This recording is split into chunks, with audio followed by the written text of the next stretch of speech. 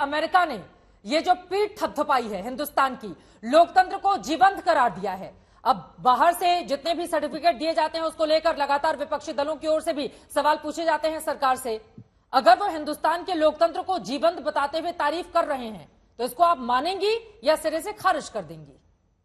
देखिए, ये तो हम तो हिंदुस्तान में रहकर देख रहे हैं ना कि कितना जीवंत है लोकतंत्र। और दूसरी बात, आपने जो कहा कि 2011 में जातिगत जनगणना हुई और 3 साल हमने इंतजार किया। 2016 के अंदर आप भी जब सर्वे कराते हैं, एग्जिट पोल देते हैं, तो तुरंत तो उसके आंकड़े सार्वजनिक नहीं करते ना, क्योंकि आने में समय लगता है। ये तो जातिगत जनगणना था।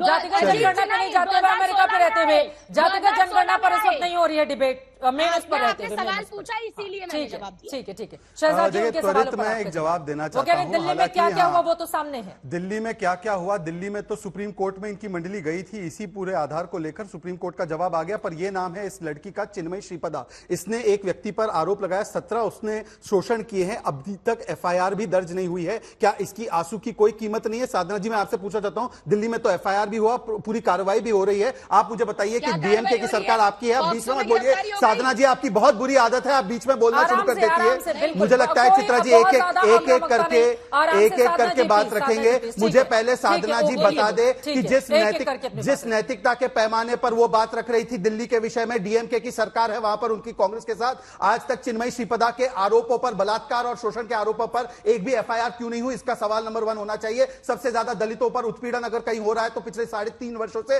राजस्थान में हो रहा है। किस प्रकार से वहां पर हत्याएं हुई है, किस प्रकार से महिलाओं का बलात्कार हुआ है, तो इसके बारे में भी साधना जी जवाब दीजिए। और साधना जी बताइए केवल एक वाक्य में, क्या भारत का लोकतंत्र कर्नाटक और हिमाचल में जीवंत था या नहीं था? और जुडिशरी अगर पवन खेड़ा को राहत दे दे तब तो जुडिशरी बल्ले बल्ले, और अगर दोषी पाए ओबीसी समाज का अपमान करने के लिए राहुल गांधी को तो जबान काट देंगे, ये आपके कांग्रेस के कार्यकर्ता ने कहा है। बोलिए साधना भारती जी। मैं जवाब दे देती हूँ। पहली बात जो आपने बात कही, एक महिला का, एक बच्ची का नाम लेकर आपने कहा, पहली चीज तो ये, मैं तुलनात्मक विश्लेषण कभी नहीं करती, चाहे यौन शोषण की बात हो। दूसरी बात, अच्छा अभी तो आप कह रहे हैं राहुल गांधी का एक ट्वीट बता दीजिए। क्यों बोल रहे हैं? बड़ी बुरी आदत है आपकी, अब सुन लीजिए बुरी नहीं, राहुल गांधी का एक ट्वीट बताइए ना महिला उत्पीड़न के विषय पर। अब आप आदरणीय चित्रा जी प्लीज देखिए, मैं ये सीधी बात कह रही हूँ। अभी आपने राहुल जी के नाम पे ओबीसी की बात की। जेपी नड्डा जी लगातार ये ट्वीट करते रहे कि ओबीसी को चोर बता दिया। मैंने लीगल नोटिस भेजा था, ओबीसी महासभा ने भी भेजा था। कहाँ ओबीसी को चोर कहा? वीडियो दिखाइए वो। मैंने लीगल नोटिस भेजा, बालाघाट के पुलिस अधीक्षक के यहाँ शिकायत भी दर्ज कराई है कि किसी भी तरह से ओबीसी को चोर नहीं कहा गया आदरणीय राहुल जी के वजह से, या राहुल जी के मुंह से कोई वीडियो हो, लाइए ना। ठीक है, एक एक करके अपनी बात रखेंगे।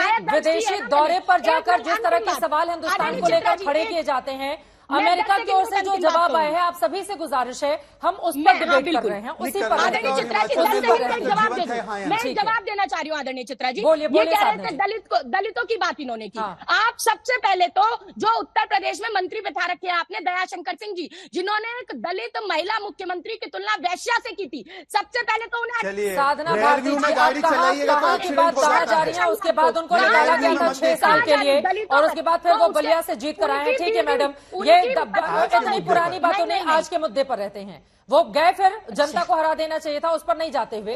ठीक है, और 6 साल के लिए बाहर भी 6 साल के लिए बाहर कर दिया था, उनकी पत्नी को उपहार दिया जिताकर। साधना जी, आज के विषयों पर एक बड़े महान चालक ने कहा है गाड़ी आगे देखकर चलाते हैं, पीछे रेलवे में एक्सीडेंट हो जाता है। यह आप ही के चालक ने कहा है। अरे ये संविधान, आप बताइए ना। कर्नाटका और हिमाचल में जहां कांग्रेस की सरकार बनी है वहां लोकतंत्र जीवंत है या फिर नहीं है? साधना भारती जी, इस पर जल्दी से आप जवाब दे दीजिए, फिर बाकी मेहमानों के पास। बिल्कुल, देखिए, जहां जनता ने हमें जिताया और बिठाया, वहाँ लोकतंत्र के तहत ही बिठाया, लेकिन उन्होंने तो लोकतंत्र बनाया। सरकारें हड़पी, विधायकों की खरीद फरोख्त की, तो वहाँ लोकतंत्र को इन्होंने किया। शर्म आनी चाहिए। क्या तो यदि आपकी जीत से ही लोकतंत्र जीवंत होगा? धर्म को धन्यवाद। उनका ये कहना है कि बीजेपी की सरकार खरीद फरोख्त कर लेती है। उनका ये कहना है कि कई जगहों पर विधायकों का ये कहना है कि जहां परिवार तंत्र जीतता है वहां तो ठीक है, और अगर परिवार तंत्र नकारा जाए तो लोकतंत्र खतरे में है। ये इंडिया इंदिरा वाला नहीं है भाई।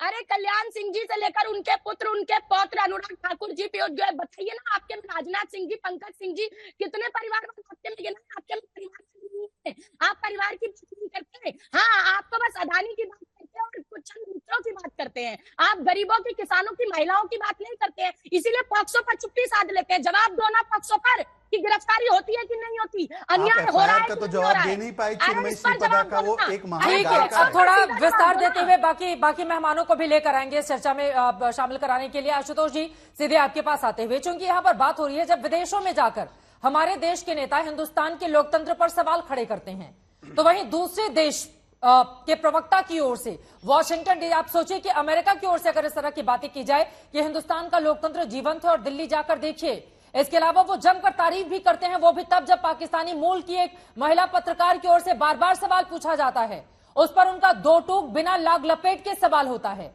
तो अमेरिका ने भी तो चुप करा दिया है ना उन तमाम लोगों को, एजेंडे को खारिज कर दिया है ना अमेरिका ने। जो लोग बार बार ये कहते हैं कि भारत का लोकतंत्र खतरे में है, यहां पर तो बात रखने नहीं दी जाती है। देखिए, लोकतंत्र के बारे में हमको पाकिस्तान से नहीं सीखना है।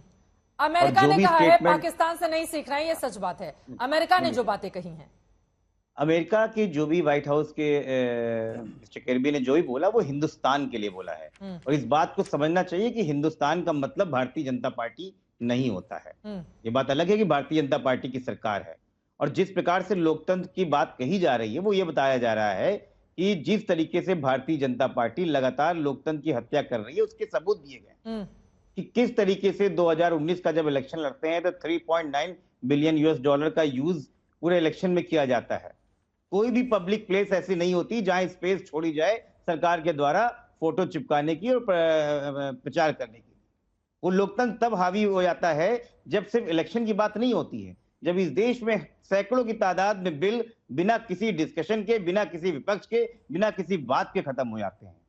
वो लोकतंत्र तब हावी हो जाता है जब चुनी हुई सरकार कोई के ऊपर सुप्रीम कोर्ट अपने एक ऑर्डर देता है, तो वो सरकार जो है ऑडियंस ला के सुप्रीम कोर्ट को भी डिसोबे करती है, तब लोकतंत्र खतरे में आता है। तो भारतीय जनता पार्टी और देश इसको इक्वेट ना करें। एक सवाल, भारत का लोकतंत्र आज भी जीवंत है, आगे भी जीवंत रहेगा। कुछ ताकतें उसको गिराने की कोशिश कर रही हैं, लेकिन वो ताकतें अपने मंसूबे पूरे नहीं कर पाएंगे। कौन सी ताकतें? भारतीय जनता पार्टी, भारतीय जनता पार्टी, मैंने अभी उदाहरण दिया आपको। अरे वहां पर तो महिला पत्रकार जो पाकिस्तानी मूल की है, उसकी ओर से जो स्टेट डिनर दिया जा रहा है व्हाइट हाउस की ओर से, उसका विरोध किया जा रहा था, ये पूछते हुए कि भाई वहां पर तो लोकतंत्र खतरे में क्यों बुलाया जा रहा है।